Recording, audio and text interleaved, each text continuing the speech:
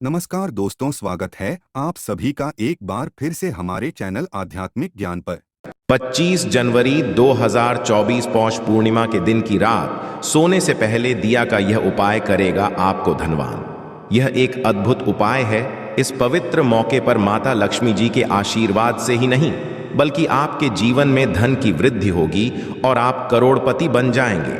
आपका घर खुशियों से भर जाएगा और आपकी सभी मनोकामनाएं पूरी होंगी।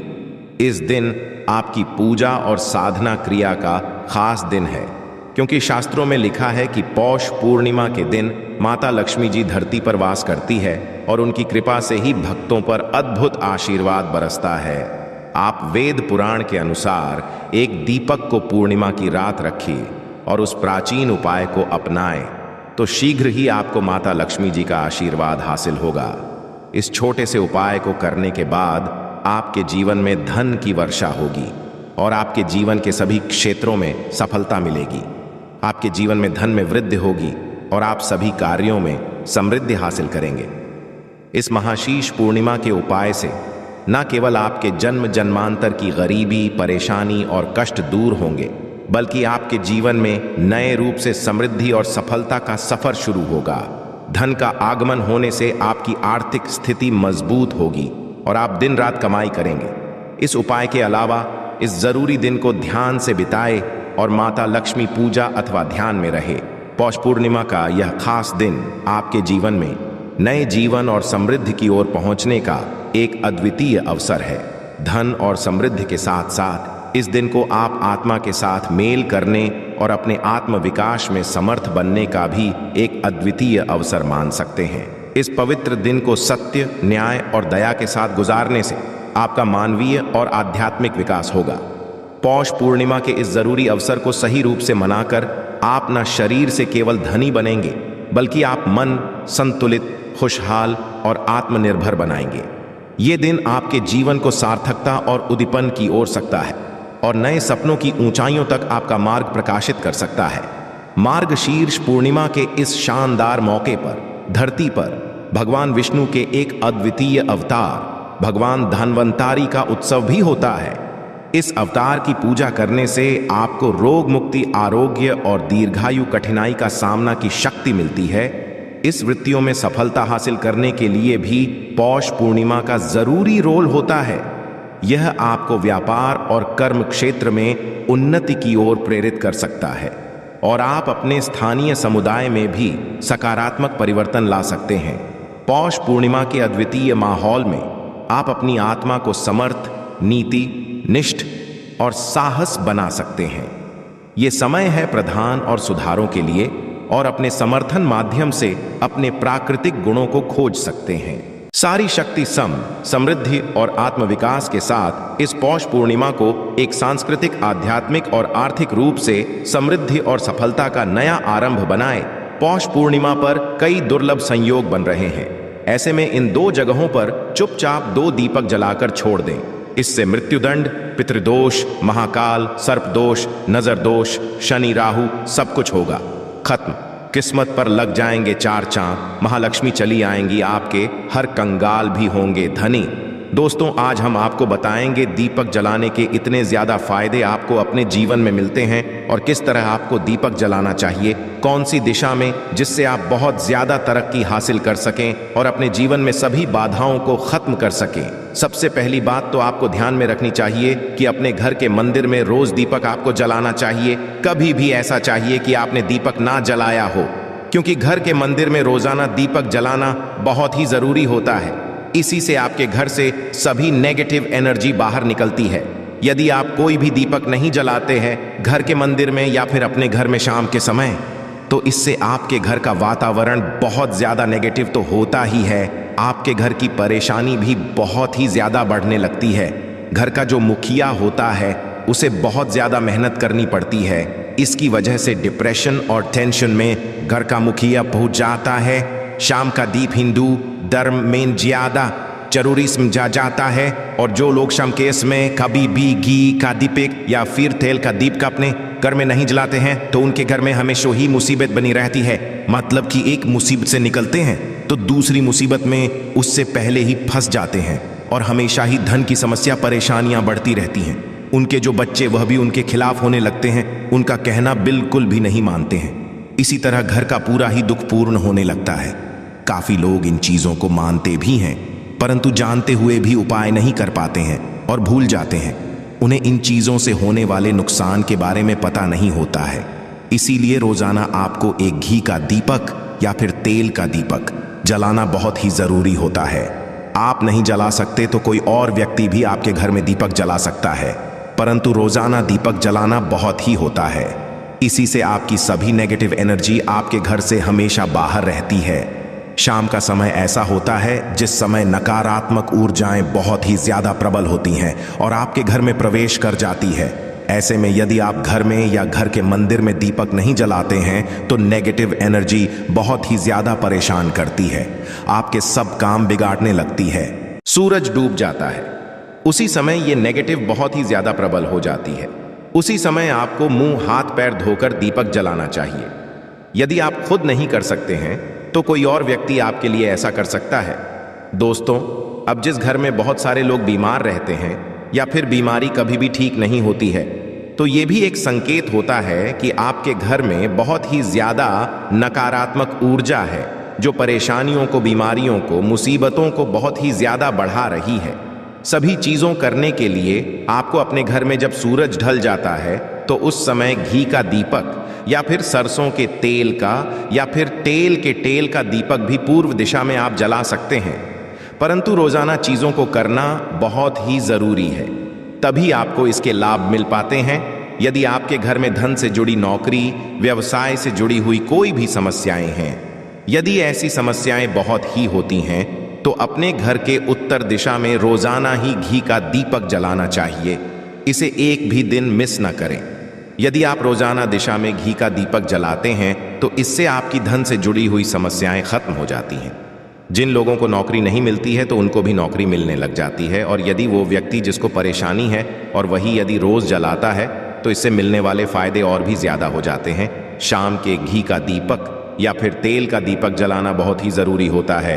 आप कभी भी इन चीजों को नजरअंदाज न किया करें, क्योंकि इन्हीं से जीवन में परेशानियां होती हैं और आपको मुसीबतों का सामना करना पड़ सकता है।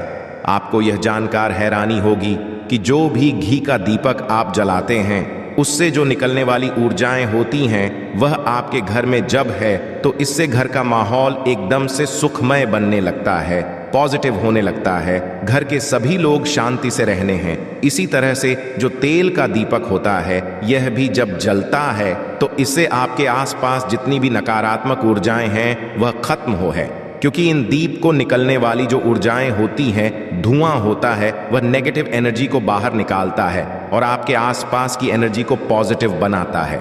ये बहुत ही चीजें हैं। शाम के समय कभी भी आप इन चीजों को कभी मिस ना किया ना करें, तभी आप अपने जीवन में सफलता पा सकते हैं और आपकी जितनी भी मनोकामनाएं हैं वो भी पूरी होती है। दोस्तों, हम अपने घर के घर पूजा पाठ करते हैं और मूर्ति आदि रखते हैं। दोस्तों, मूर्ति का क्या वो होता है, आज हम आपको इस वीडियो के माध्यम से बताने वाले हैं। जिस घर के पूजा घर में एक साथ ये दो मूर्तियां होती हैं वहां पर राजयोग और दुनिया आपके कदमों में आ जाती है। कहने का तात्पर्य ये है कि आपको सर्व सुख हासिल हो जाता है जिसकी आपने कल्पना की है, जिसकी आपने कामना मांगी है।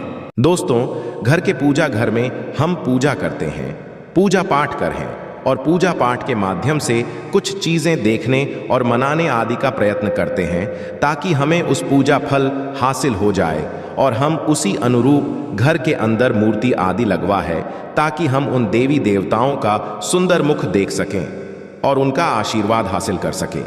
परंतु यदि हम अपने घर के पूजा घर में इन मूर्तियों के अन्य मूर्तियां वो भी रखते हैं तो तौर पर हमारी किस्मत बदल जाती है और देखते ही देखते हमारे जीवन की सारी कंगाली समाप्त होने लगती है। दोस्तों, बात करते हैं उन मूर्तियों के बारे में कि आखिर कौन सी दो मूर्तियां एक साथ में आपको रखनी चाहिए ताकि उसका सच्चा सर्व सुख आपको हासिल हो सके। सबसे पहले हम किसी मूर्ति की बात करें तो दोस्तों, यदि आप श्री कृष्ण भक्त हैं और बाल गोपाल मूर्ति रखते हैं तब आपको भगवान कृष्णा के साथ माता रानी राधा जी की मूर्ति भी आपको अवश्य रखनी चाहिए।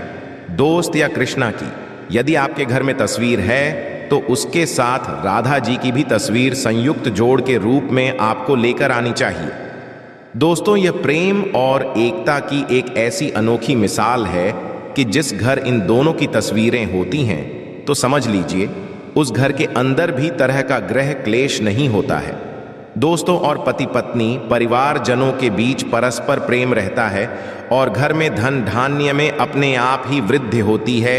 इसीलिए जरूरी समझा गया है, यदि आप भी इन मूर्तियों को रखते हैं तो निश्चित तौर पर आपके जीवन में अपने आप ही फायदा हासिल हो जाएगा। दोस्तों, कई लोग अपने घर में माता लक्ष्मी की पूजा करते हैं तो सोचते हैं कि भगवान विष्णु की भी पूजा करें या ना करें, या फिर उनकी मूर्ति साथ में रखें या ना रखें। तो हमेशा भगवान श्री विष्णु जी और लक्ष्मी की पूजा आपको एक साथ करनी चाहिए।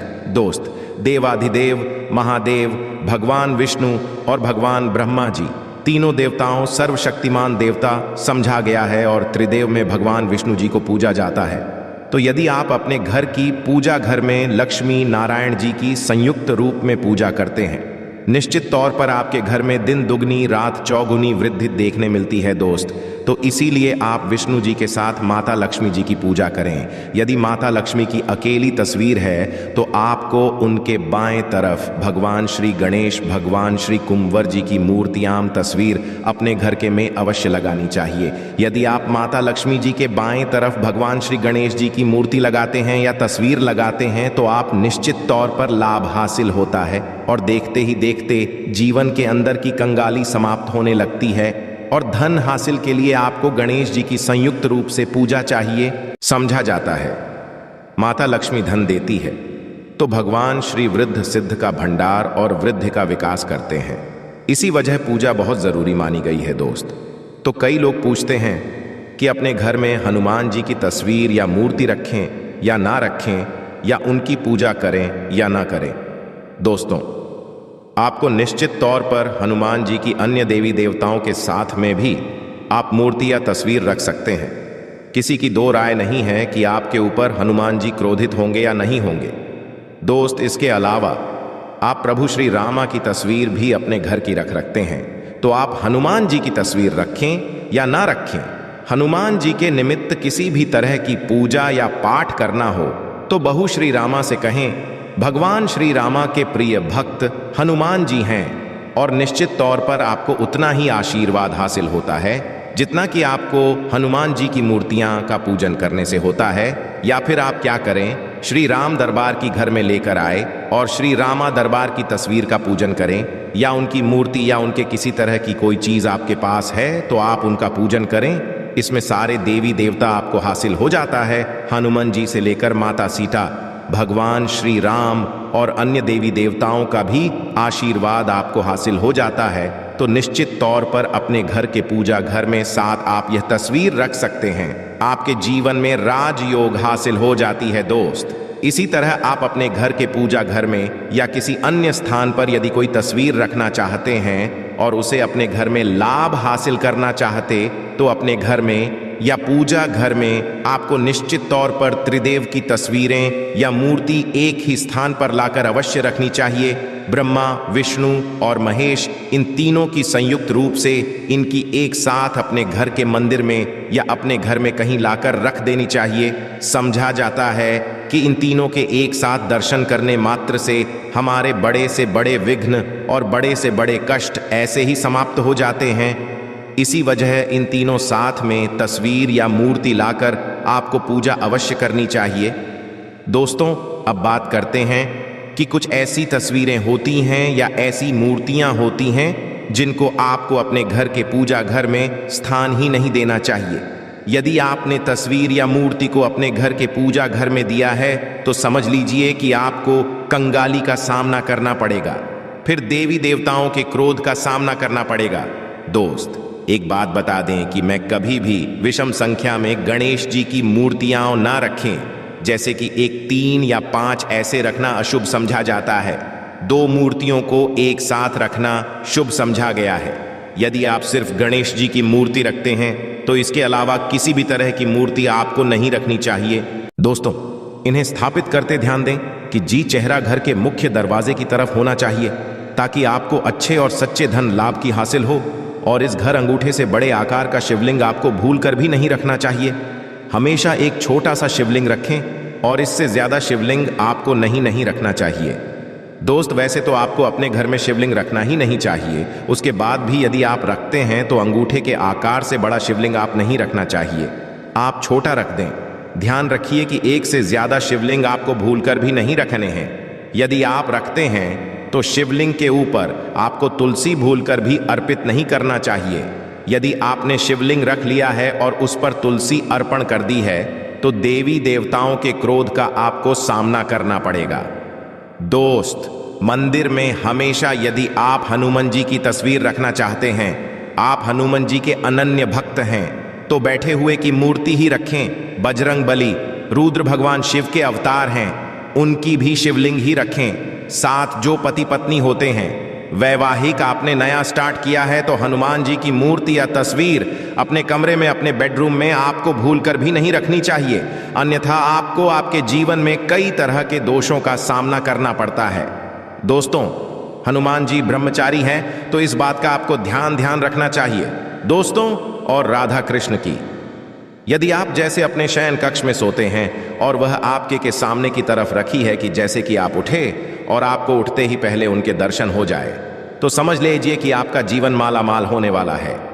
किसी भी तरह का कोई धुआं, धन की चिंता आपके जीवन में नहीं रहेगी। दोस्त, इसी तरह यदि माता दुर्गा की तस्वीर आप अपने घर में लेकर आना चाहते हैं और चाहते हैं कि माता दुर्गा की तस्वीर के माध्यम से आप अपने जीवन में समृद्ध, तो दोस्तों भूल कर भी आपको माता दुर्गा की अवस्था की तस्वीर, जैसे कि या फिर महिषासुरा का वध करते हुए या क्रोधित अवस्था में माता लक्ष्मी की माता की तस्वीर लाकर आपको उनकी पूजा नहीं करनी चाहिए।